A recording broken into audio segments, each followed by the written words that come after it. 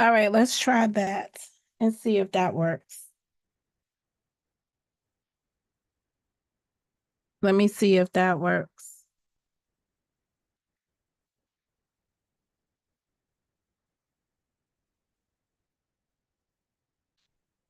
All right, let's try that. It works. Bingo. All right. So, good morning and welcome to Mo Knows featuring me, Monica Mo Justice. All right. YSL, and everything YSL. All right. So today I am following up on some things that I said yesterday that may have offended some people because there is always a cult-like minded environment around here that believes that everyone should be on the same choir when it comes down to looking at or exploring topics of interest, that we should all be against the same things or for the same things. So I want to make this abundantly clear. Mo Justice stands for just what it is. I'm seeking Mo Justice, right? Um, if you had a bunch of folks running around in your neighborhood shooting up, get angry at each other and start shooting up each other randomly just driving by, you would not want that in your neighborhood. Good morning, Sam Francis. You would not want that in your neighborhood. So you would want, there are clear victims out here, and there were clearly some things that were going on that was not right. And you would appreciate that law enforcement try to eradicate your neighborhood of that kind of behavior. Now, in this particular case, a lot of things are wrong because in the efforts of law enforcement trying to eradicate the neighborhood of behaviors that they don't want people to engage in, they have misfunded, misappropriated funds that was supposed to be allocated to the gang scenario to be a deterrent, and instead they're using those funds now to I feel like prosecute the very same people that they were supposed to use those funds for years ago to try to prevent them from becoming part of a gang or make their life any better. All right. So yesterday, the topic came up of the Ashleigh Merchant letter that she wrote to the to the court. And I said, listen, that letter is trash. Point blank. It's just trash. It is her attempt to bully the court. And then I was asked to defend my position. I don't have a problem defending it. It is clear and simple. Ashleigh Merchant wrote the court a couple of weeks ago and said, hey, I understand that my client is being sought for testimony, right? I am not available because I am on vacation. That's how I heard it. And then one day I was watching the live stream during the period of time that she was on vacation. And whoa, what did I discover?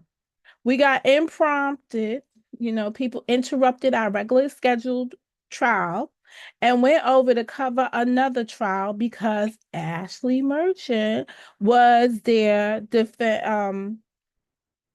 she wasn't defending, she was actually the plaintiff uh in that trial seeking public records. And I watched briefly as much as I could stand to watch because the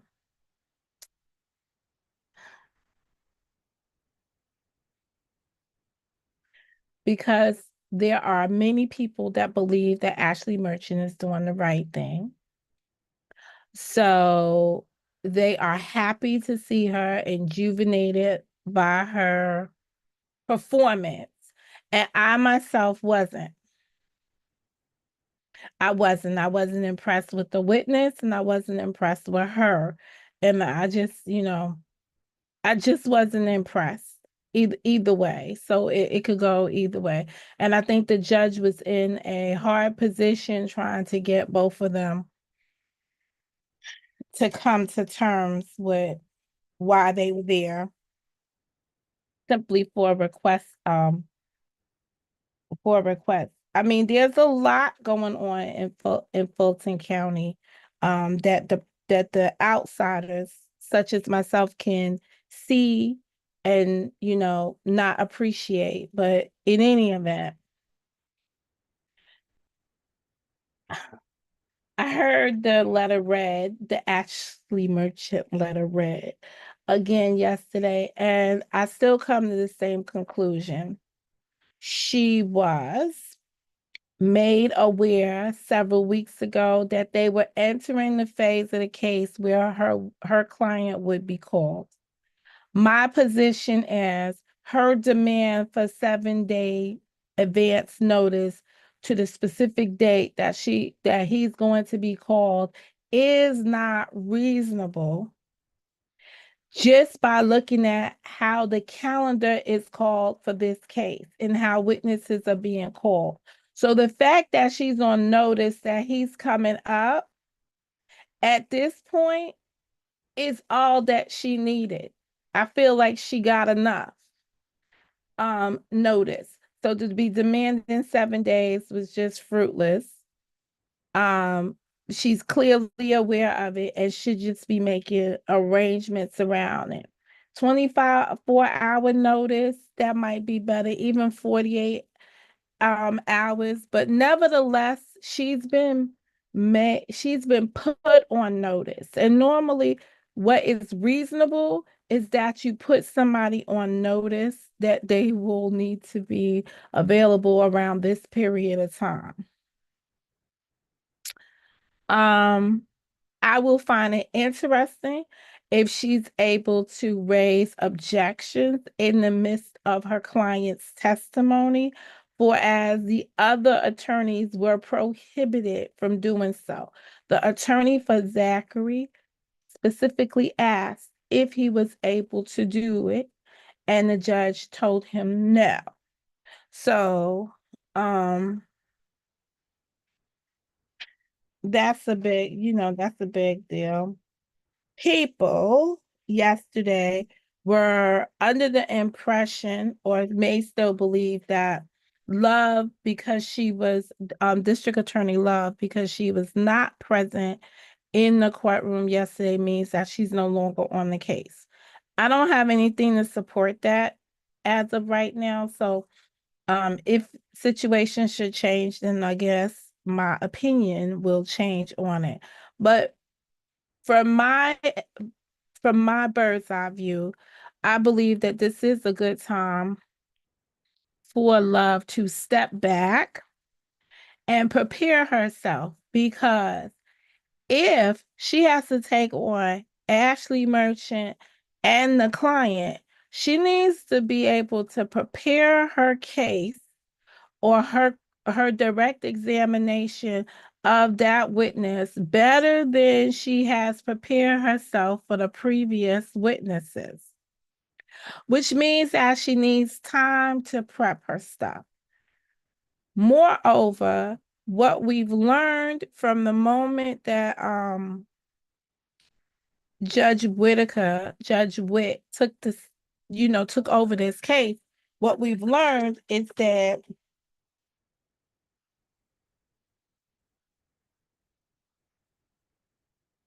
the prosecution is not organized. And I'm gonna take this, I'm gonna take that back. That the way in which the prosecution was under Glanville, the agreement they had in presenting their case changed significantly when Judge Witt took over. So they were going prior to Judge Witt, they were doing like 2 weeks out, preparing their case every, within a 2 week frame. This is what we're going to be doing for the next 2 weeks and getting those components of the case ready. They had to go and take their whole case and look at it and figure out what they were going to use moving forward, why they was going to use it, and present that to the judge as if they were having evidentiary hearings for the first time before a case was started in the middle of a case. So that's what you're seeing. So I'm gonna say she's on vacation right now, but I hope that she is sitting there trying to figure out what questions she's gonna ask, because the Zachary, um, in the Zachary in the Zachary questioning, she lost a lot of ground because she came out with the big 250-page book, and she was going to go line by line when she needed to she needed to do some pre-work, and everyone could see that she had not done the pre-work to identify specifically what she wanted to ask him, and then what she wanted to, if he answered um inconsistently, what she was going to use specifically to attack his inconsistent statements. What you're seeing now in the case is that a new judge has come taking over the case. And if you paid attention up until this point, you will see that the new judge runs her courtroom differently. And this prosecutorial team had to make a major adjustment to conform to how she wants things delivered in her courtroom. I hear people um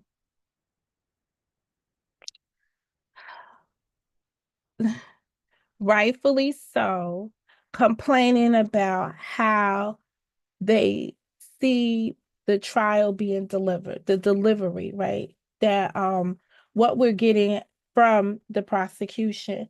Um, but what I'm not, so I'm hearing people say, oh, this prosecution is not prepared.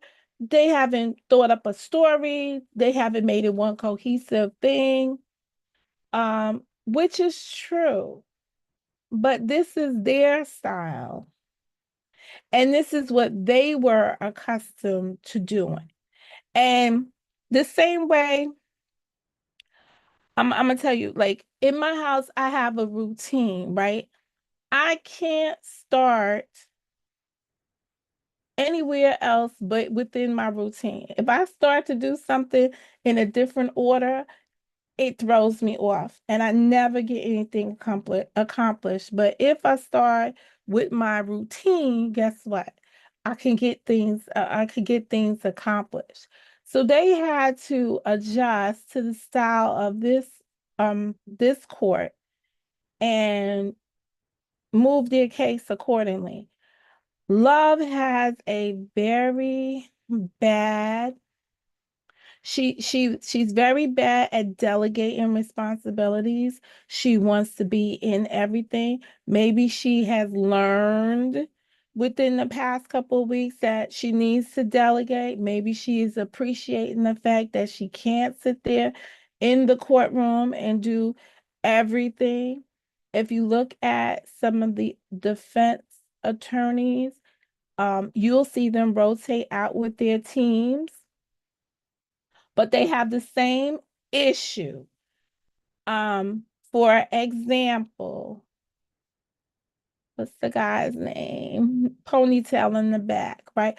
Harvey was not available on Friday and his motion came up.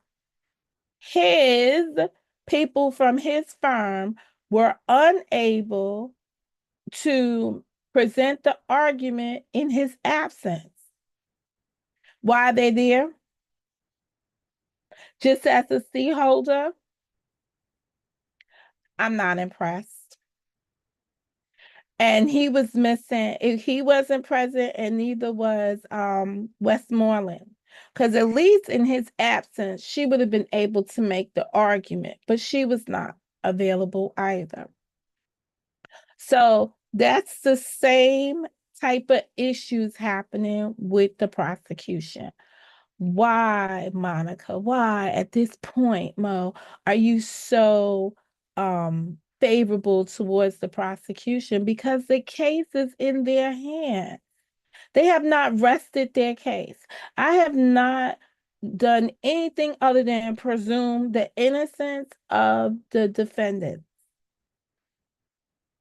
So I want to give the respect that's due in law to the prosecutors that they still in the phase of presenting their case, and I want to be open-minded to them. Yesterday I was outraged that Doug Weinstein concluded his questions, then gave a performance when he returned that, oh, I got two more questions to ask. I guess I was in such a hurry. No, you were depending on what the public said to use that information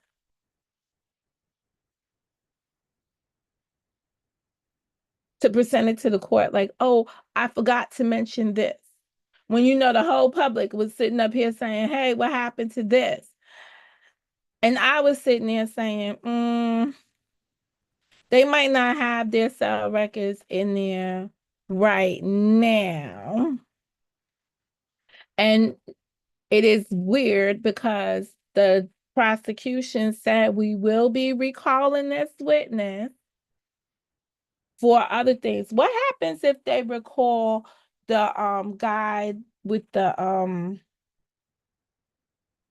cell phone data, and the only cell phones he's looking at that time is any cell phone that was associated with Yak Gotti and Shannon Stillwell? What happens if he comes back with just an analysis that was based on where their phones were all the time, when everything was happening for other instances, including the ones that were just discussed? So I don't know. I just feel like one of the biggest principles that we live on is never ask a question that you already don't already have an answer to for yourself.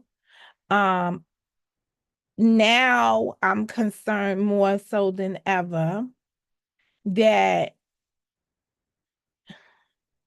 because there was an overwhelming amount of data provided, that some of these attorneys have not looked at the discovery for themselves. They are only looking at and targeting the discovery that's been identified by the prosecution as things that they would utilize.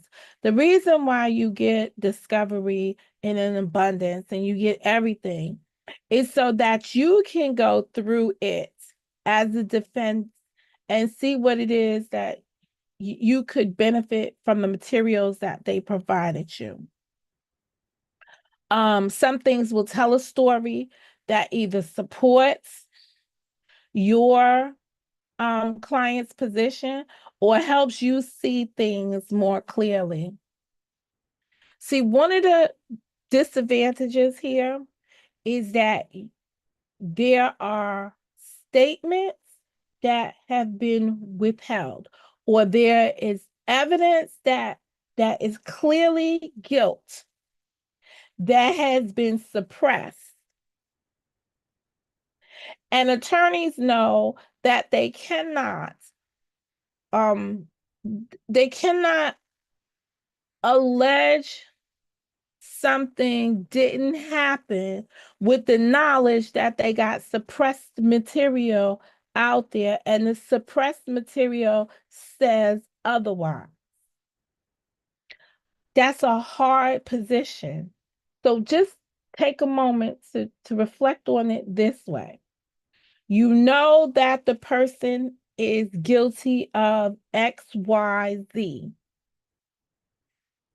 but you can't go before the court and defend them as not being guilty of XYZ because you fully know that there's evidence to support XYZ. It just can't go, it just can't go before the court. It can't be put into consideration because it was suppressed. That's the same issue that the prosecution is dealing with. They've got information that points to guilt that they cannot utilize. And because they can't utilize it, they decided to do underhanded things to try to get another way, try to get that information in a different way or through a different mechanism or what have you. Those are my strong beliefs. Last, I'm going to close with the bias and the prejudice that I see inside this case. The prejudice is overwhelming. You had a Black judge in Glanville, right? You had a Black DA, DAs Love and Hilton, right? Get caught in that ex parte. And it has left us baffled. And the reason why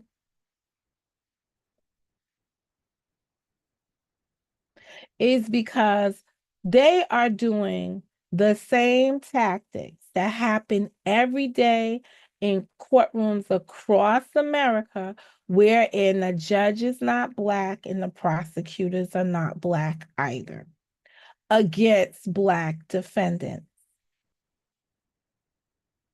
They're not playing the game any different than their counterparties would be playing this game. So why are we holding them to a higher standard because they're Black? We're like, hey, I'm seeing people put up things about Black. This is when Blacks lock up Blacks. No, it's when the system locks up Black folks, period. It's systemic. That's the way that's the way things are. What we have to change is the system. Now we're just seeing it because the actors, the people that are carrying out the deed, look like the defendant.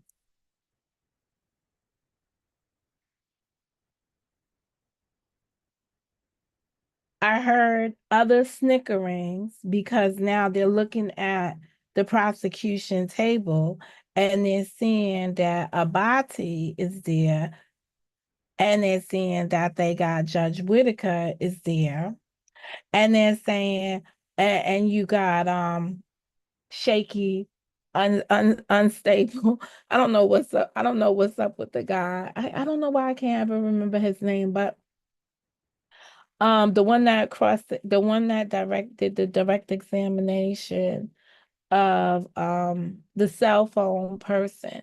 He always just seems timid. Yes, Judge, I'm gonna go get that now. Anything to get out the space. But with that being said, um I've been feeling this way for quite some time. That Love was looking at herself.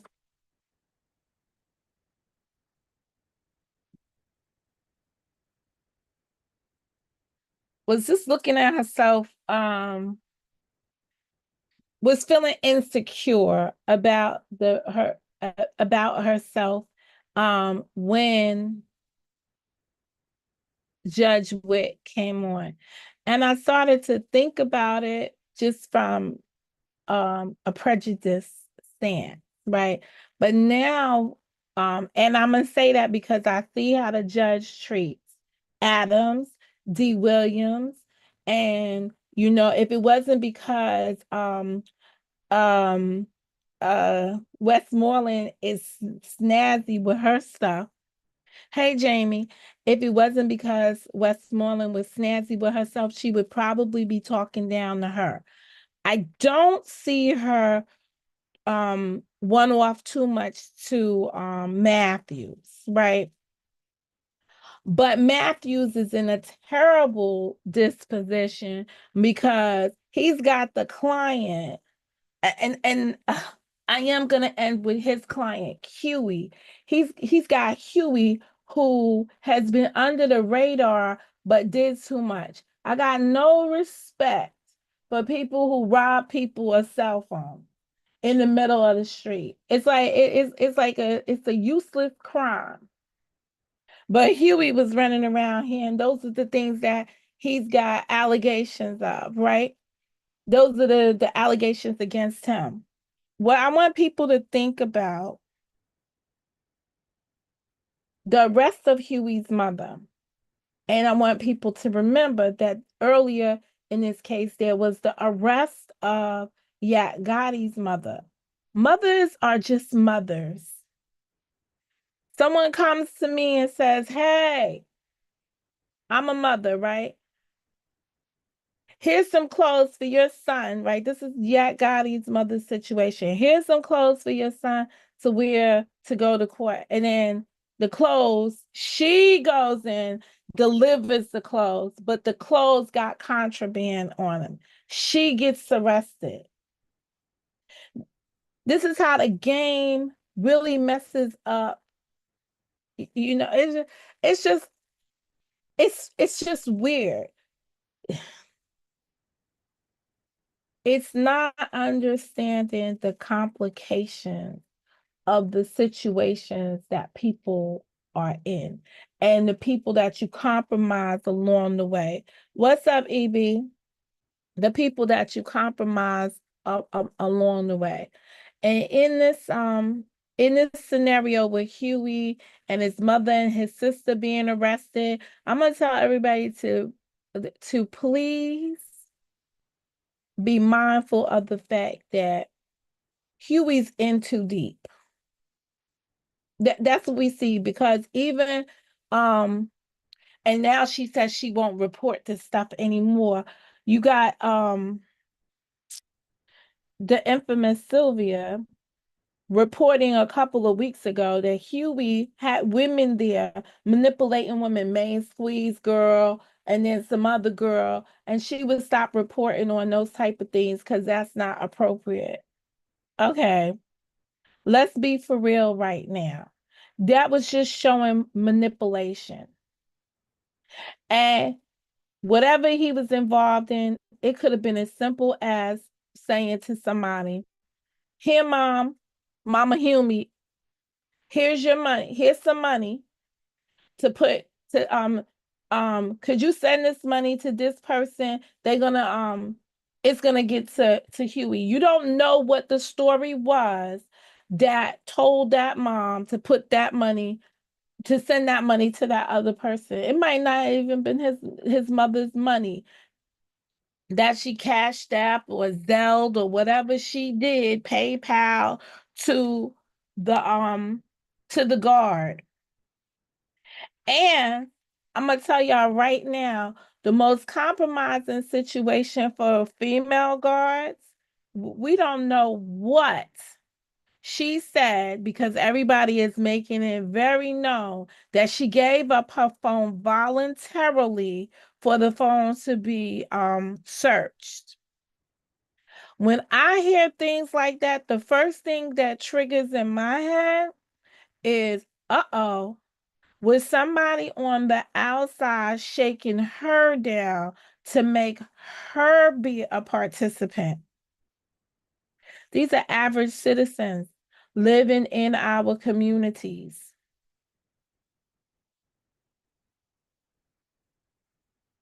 They then get a job working inside the community.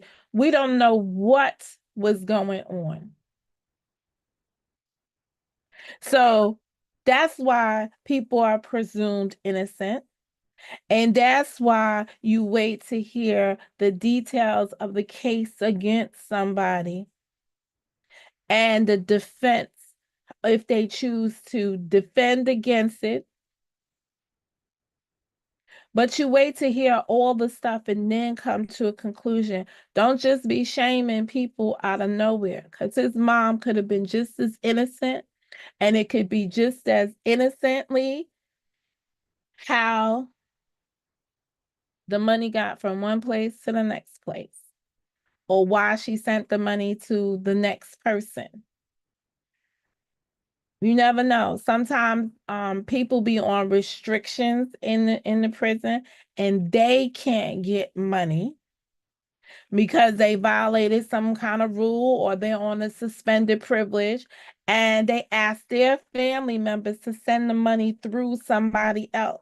So you have no idea, even though I don't know why you would be sending $1,000. But nevertheless, what I'm saying is that there could be a bigger story and there could be an innocent story. You are so right. We can't be quick to judge. His mom more than likely just wanted to help her baby.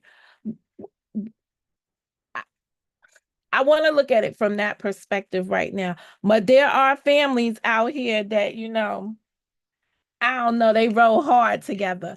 But at the end of the day, I really feel like there's more to the story. And it could have been just as innocent as, Mom, could you put this money? So and so's going to send you some money, and could you send it this way? Or could you do something this way? Or I can't get no money because I'm on restrictions. But if you send it to so and so, they're going to get the stuff for me. And let me tell you like this, when you enter into an agreement like that, you're actually going to pay more to the person because you're making sure that your loved one gets what they're going to get, and you taking care of that other person who is going to be able to get them what they're going to get. It's a different world when you're locked up. It's a different society. Things are so much different behind the bars. So you can't even, what I'm saying is that it's a different world down there and they have different rules. There's endless possibilities. We have to wait for it to go through the process and see exactly what it was. And remember, there are other people involved. And the reason why I'm saying that it could be as simple as that, because there are other people involved and they didn't name them, and they turned them over. And I mean, I don't know. They want to send us footage of them pushing the laundry baskets through. I was like, when did he get to work the laundry room? Because every day they was in court. So when did this get to happen? But nevertheless, Jamie, I also went over earlier why I felt like why I said what I said about the letter from Merchant. I did not explore because I have to look it up for myself and read the sections for myself. And please tell dear Woke Christian that squiggly line is two S's, which stands for section. So when he's reading like OCGA, right, that's section 14 dash whatever, section 16 dash whatever, that's what that is. It's not a squiggly line. But when I just listening to, I just gave my opine on the Ashleigh letter because I felt like she was bullying uh two entities. And everybody in this court, from what I'm seeing, everybody is disrespectful of the court. Everybody is disrespectful to the court and to each other. There's no respect in this courtroom. So for Ashleigh Merchant to write that letter, she's basically putting the judge on notice, putting the prosecution on notice, but was it necessary? Was it necessary? If you're going to go and utilize the fullest extent of the law, if something happens to your client, jump, leapfrog, leap. See, I'm glad I'm not a prosecutor, because me, I'll be like, oh yeah, this what her said? Let him not try me. And that's the attitude that love has. She's like, try me. And I understand it. And somebody needs to be with that tough love attitude. Maybe she should have stayed in juvenile court, where she could have effectuated the most change. And I'm talking about love, because she would have been there dealing with trying to help the youth before they got into these big situations here. The next time I go live, I want to really talk about poverty and the difference between the two gangs that we keep hearing about, this If gang and this YSL subsidiary of some kind of blood gang that they don't even really claim that they was a blood gang with, right? But there's a tale of two cities. There's people that were living in the projects or living in places that became condemned, knocked down, closed, and people that lived on tree-lined streets with their kids. And there has been a standard which resulted in the kids that lived in the projects, the condemned area, hey, Shante, really being treated harsh. I feel like that's the attitude Ashleigh Merchant had too, though. Try me and my client. Yes. But if you have the full power of the law behind you, then utilize it. See, the brief look I had at Ashleigh Stewart, I'm gonna call her Ashleigh Stewart, at Ashleigh was looking at her from the perspective of how she was dealing with the records, the guy with the records, right? The bottom line is, and this is for all administrations, when Black folks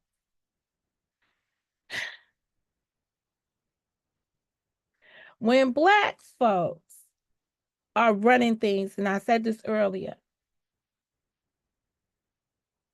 we're looking at them as if they're the most corrupt people we ever seen. That's just the position that they're in, period. If it was occupied by non-Black folk, they be doing the same thing. It's just we ain't going after them for it.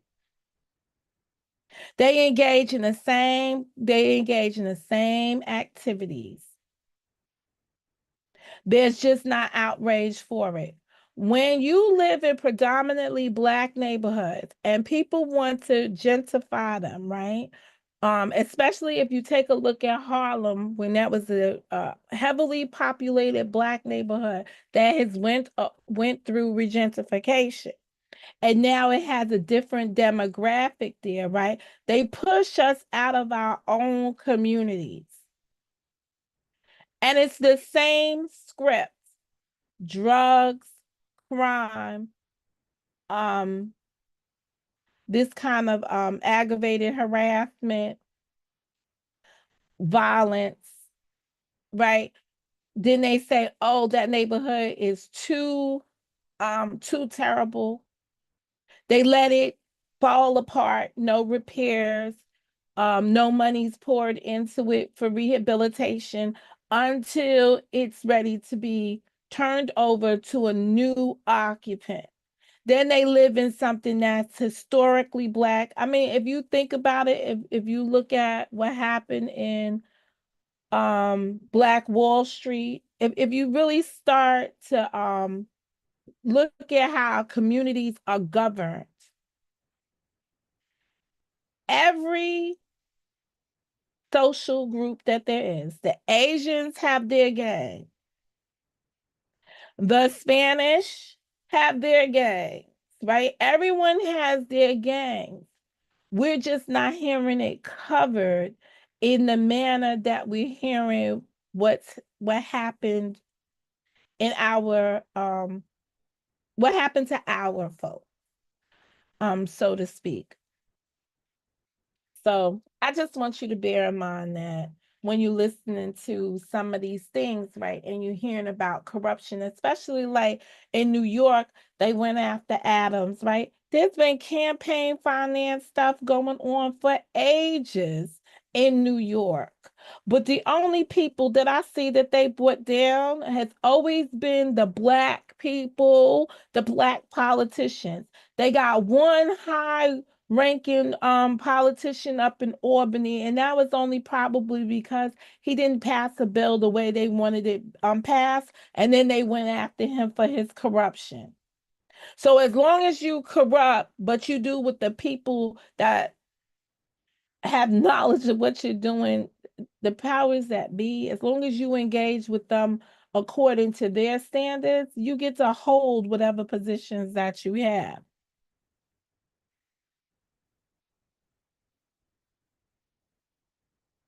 Yeah. Gentrification is it's every we never know how good we have something until it's gone. You can have things for generations, generations, generation. It's only our generation that they try to stop in its tracks from being invested. I'm gonna say this once again, and I'm gonna close with this. As I my position on the YSL trial is it is still in the prosecutor's hands where they are presenting a case. The defendants are presumed innocent until further notice. Um, and I'm keeping an open mind that the prosecutors are presenting their case, period. And I'm looking at it from the perspective of the information they're putting out. Does it make sense? Is it reasonable? Because the standard is what a reasonable person would think of this, right? I've heard people talk about mens rea and active rea. I got to have a conversation about that and what it actually means. But when you look at the case as a whole right now in its current stage, we're just getting the information in. And then we're looking to see if it's reasonable. And then the defense can rise at this point and poke holes in things that are inconsistent or that are not reasonable or that put doubt. That's all that they're doing. At this phase, right? People are looking for them to be launching defenses, like going after the evidence. They don't have to go after the evidence. If you have a cell phone tower dude standing there and he's showing you the image of a cell phone tower and you see that it has that, it's going like that, right? And he's going to tell you, well, it doesn't matter where the two endpoints are, right? If anybody took math, we all know how to draw those little 90-degree angles. The area in question is the area that's between those two angles. And it's got to be where the open mouth of the angles at. It's not what's going on behind the angle. That's not where it's transmitting from. But would we know this in this trial alone? If this is the first time you ever seen that information, then it looks like wow. But I've watched other trials and I've heard other cell phone people testify. I've heard other ballistic people testify. Yesterday, the purpose of bringing on the ballistic girl was to tell us, that particular one, why they got bullets but no fingerprints off of the bullet. Every bullet that you guys, and they're not bullets when they're bullets when you purchase them. When they use, they're called projectiles. Every projectile, you couldn't get not one fingerprint off of it. I'm gonna need y'all to stop playing with me. Back in the days, remember when the FBI used to look at projectiles and tell us if they came out of a gun because they had grooves and marks, and you could only get these marks and grooves out of a specific gun? They're not even telling us that. They're saying they get nine matches, right? Hit on it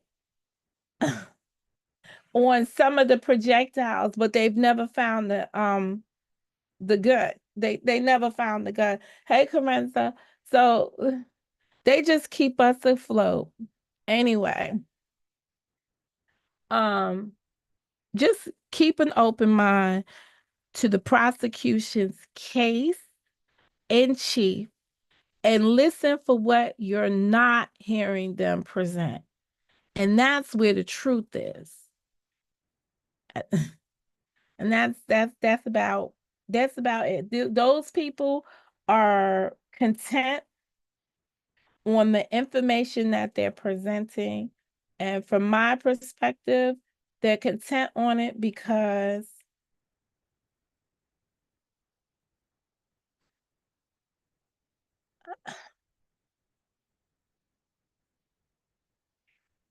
they got more information than what they can present. And the same reason why you don't see defense attorneys arguing certain things is because I contend that they know what the other side got too, and they can't in good faith make some of the arguments that people want them to make. But the prosecution burden is still to present a case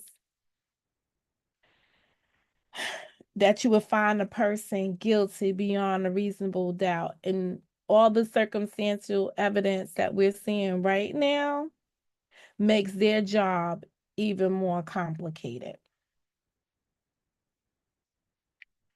Um, I don't know if it's hard to get if it's hard to get fingerprints off of a bullet, because let me tell you what they get these days. And this is why this sounds so ridiculous to me. They get DNA and they build DNA profiles off of a projectile. So to hear somebody come up here and tell us about some fingerprints in 2024, I'm like, wait a minute. The Innocent Project is out there. They're pulling up old bed sheets, nightgowns, and all kinds of other stuff. From previous crimes committed in the 80s and 70s, and they're extracting DNA off of the material. So to come out yesterday and just tell us about no fingerprints, I was like, who they fooling? Let me throw an apple at this computer, because these people really think, oh, what are we throwing? Tomatoes. Let me throw a tomato at them. They really think we stupid. Anyway, today's broadcast was brought to you by the M and the O. Mo. I want to thank everybody for stopping through. I'll try to do another morning update tomorrow, because I have a little time in the morning like I had this morning. All right, I'll speak to you good folks.